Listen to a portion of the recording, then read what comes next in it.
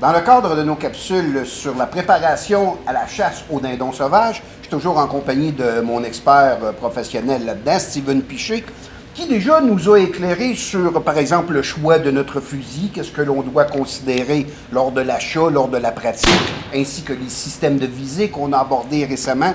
Maintenant, Steven, ce n'était qu'une question de temps avant que j'aborde avec toi les types de grenailles, hein? Parce que de plus en plus, les marchands sont bien garnis en munitions de chasse aux dindons sauvages. Il y a plusieurs compagnies, plusieurs grosseurs de grenailles, plusieurs variétés de grenailles, autant dans différentes longueurs de cartouches. Bref, il est presque difficile de s'y retrouver. Toi, de par les nombreux tests que tu as faits, parce que je sais que tu as fait des tests personnels et que tu as lu beaucoup sur la question, il y a un certain patron général qui se ressort. Il y a quand même un minimum qu'une grenaille doit développer, doit produire pour permettre d'abattre proprement un dindon. Puis je pense que tu as réussi à retirer certains de ces éléments-là qui sont importants pour que le chasseur connaisse. Tout à fait, primordial à savoir. Dans le fond, les informations recueillies, c'est de voir chaque bille individuellement, quelle propriété elles doivent avoir une après l'autre. Une après l'autre. Oui, Chacune bille doit avoir pour faire le travail conformément sur un dindon. Donc, avoir l'énergie suffisante pour abattre un dindon, la pénétration suffisante. Ça, c'est les deux gros critères à regarder. La première, l'énergie. On entendait beaucoup parler de ce critère-là il y a quelques années. On commence à en entendre de moins en moins parler parce que l'évolution des grenailles, des matériaux qui sont utilisés pour produire les grenailles a changé. Maintenant, on parle plus d'une pénétration minimale. OK. Donc, parce que je ne veux pas t'interrompre, mais si on parle par exemple de carabine, on sait très bien que l'énergie est en fonction de la vitesse, souvent dans la formule, la vitesse au carré. Et pourquoi qu'on parle de moins en moins d'énergie? Ça me fait l'impression que maintenant, toutes les billes sont rapides. Bien, ils ont tous la rapidité. Puis, les critères où aussi les gens se sont rendus compte, en faisant des recherches, tout ça, que l'énergie était une chose, mais comment que la bille va pénétrer dans le gibier a, sans aucun doute, un petit peu plus d'importance. Okay. Donc, auparavant, on parlait, c'est encore le cas, on parle d'une énergie minimale de 2 pieds livres d'énergie par bille. Bon, là, on va prendre chaque bille, rencontre cette propriété-là à des distances X et à des vitesses X.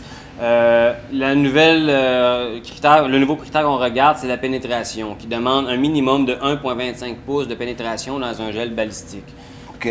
Bon, pour faire rapidement, par exemple, là, toutes les munitions en grenaille de plomb, numéro 4, 5 et 6, à une vitesse de 1100 pieds secondes à la bouche du canon.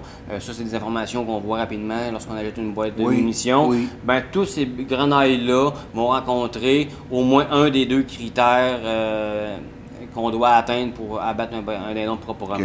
L'énergie et la pénétration à l'intérieur du gibier. Exactement. Okay. Si on va du côté 6, par exemple, par contre, mettons, si on regarde à 40 verges, on va être en dessous de l'énergie minimale à développer, mais on va avoir suffisamment de pénétration pour faire le travail. À partir du moment qu'on atteint un de ces deux critères-là, on considère la bille encore fonctionnelle pour pratiquer notre tir. Oui, mais là, Steven, tu n'iras pas me dire qu'à 40 verges, une bille dans ma cartouche de grosseur numéro 6 va abattre mon dindon. Non, effectivement, il y a des critères à regarder pour ça. Il en reviendra parce que juste ça, c'est un monde. Oui, c'est tout un monde. Mais là, tout de suite, là, on peut suggérer que si la majorité des chasseurs de dindons privilégient des tirs à courte distance, en dedans de 40 verges.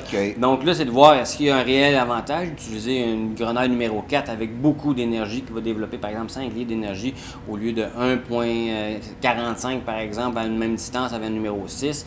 Ben, peut-être pas, parce que dans d'autres critères qu'on recherche, il y a un nombre maximal de billes. Donc, en rapetissant notre grosseur de billes, on diminue. Fait qu'à un moment donné, c'est d'autres critères qui vont écoper un peu par un manque de billes. Puis maintenant, ben, on parle du plomb, mais on parle beaucoup du TSS dans les dernières années. Puis souvent, ça fait jaser les gens parce qu'on parle maintenant au Québec, on a le loi numéro 7. C'est vrai? Ça a été rajouté dans la réglementation. Maintenant, la grenouille 7 est permise. Puis j'imagine que c'est pas pour rien.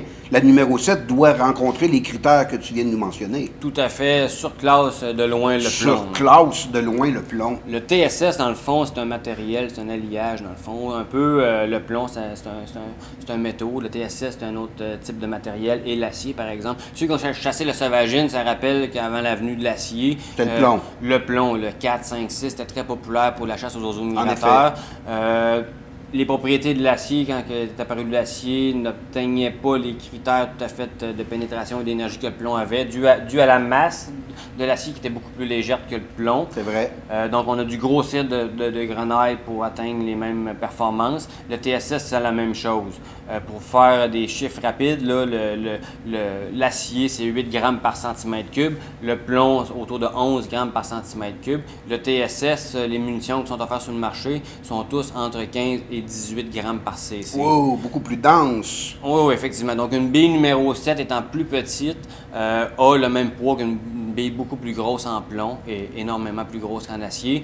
Et à les mêmes vitesses, dû son poids, son petit diamètre, par l'inertie qu'elle va avoir, dû son poids et son petit diamètre, va garder sa vitesse bien plus longtemps. Donc, on va avoir des propriétés là, de pénétration incroyables. Là, versus le plomb. Donc, toi, dans les dissections que tu as fait, parce que tu me disais que dans tes recherches, tu allais jusqu'à disséquer des têtes et des coups de dindon pour voir la degré de pénétration à l'intérieur du gibier. J'imagine qu'avec du TSS, ça rencontre tous les critères. Incroyable. Pour faire un exemple, là, nous, on n'est pas rendu ici au Québec, mais aux États-Unis, là, la bille TSS, sans doute la plus populaire, c'est le numéro 9.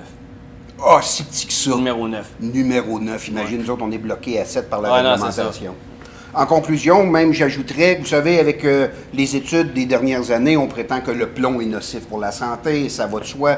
Donc, quand on a une alternative de ne pas prendre de plomb à tirer sur un gibier pour éviter des questions de santé, ben vous avez le choix, soit de prendre une grenouille de plomb qui est recouverte, soit de cuivre ou de zinc, les copper-plated, comme on voit sur les balles, les cartouches, les boîtes de cartouches, ou allez-y avec un alliage carrément, comme le TSS, et le tour est joué. Vous n'aurez pas à retrouver de la grenouille de plomb à l'intérieur de votre oiseau. Merci encore, Steven, très intéressant. Le monde des munitions pour la chasse au dindon, je m'aperçois avec toi que c'est une mer d'informations. Il est très difficile de se fixer, mais plus qu'on en parle, plus qu'on informe, plus qu'on va être en mesure de faire un choix éclairé. Tout à fait. Merci, Steven.